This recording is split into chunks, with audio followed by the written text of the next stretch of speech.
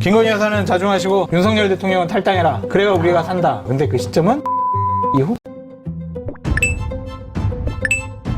윤석열이 또 격노할 것 같습니다. 한동훈이 이걸 또 흘렸습니다. 한동훈 국민의힘 대표가 오는 24일 윤석열과 당 지도부 간 만찬 직전 윤두창과 독대 자리를 요청한 것으로 확인됐습니다. 윤은 김건희를 사기꾼으로 평가한 체코 순방을 마치고 돌아오는 대로 독대 여부를 결정할 것으로 전해졌습니다. 최대 현안인 의료개혁 해법을 두고 엇박자를 내온 당정이 다시 한번 격돌할지 관심이 가고 있습니다. 여권 핵심 관계자는 채널A에 윤 대통령과 한 대표가 오랜만에 만나는 자리인 만큼 독대를 요청한 것으로 안다며 의료개혁과 관련해 여러 사람이 있는 자리에서 못하는 이야기를 속 터놓고 할 수 있지 않겠나라고 했습니다. 한 대표 측은 독대가 성사될 시 윤이 한 대표가 제안한 여야 의정협의체에 힘을 실어주길 기대하고 있습니다. 이번 만찬회동에선 한 대표와 추경호 원내대표, 최고위원, 주요 당직자 등이 참석합니다.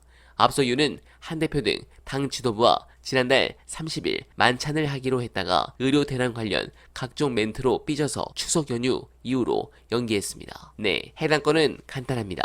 이렇게 기사가 나면 차후 독대를 거절했다 라면 누가 비판을 받겠습니까? 독대 거절을 유도해 쫌팽이 만들려는 작전이라고 저는 합리적 추론을 합니다. 뭐 사실 두창이나 뚜껑이 밉상이긴 하지만 한동훈 정말 저열하게 하네요. 윤석열이 격노할 것 같은데 다만 이 독대를 받을 가능성도 커 보입니다. 이유는 위기가 다가오고 있기 때문입니다. 관련해 잼나는 영상 보시고 이어가 보겠습니다.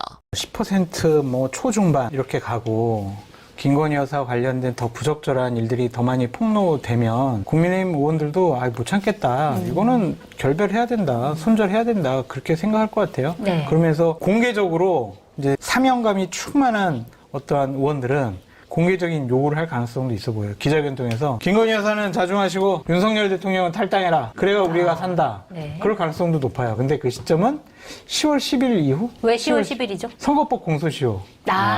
근데 국감 때 특히 여사 관련 의혹들이 많이 제시될 것 같아요. 그럼. 그러면 국감 때. 여론은 더 떨어질 것이고, 네. 예를 들어서 뭐 여사의 오빠 문제도 제기될 수가 있고, 그다음에 이번에 스토마토 보도한 공천 개입 의혹 같은 경우도 국감 내에서 하면은 좀 더 강하게 얘기할 수도 있는 면책특권이 있기 때문에 네. 그런 부분도 생기거든요.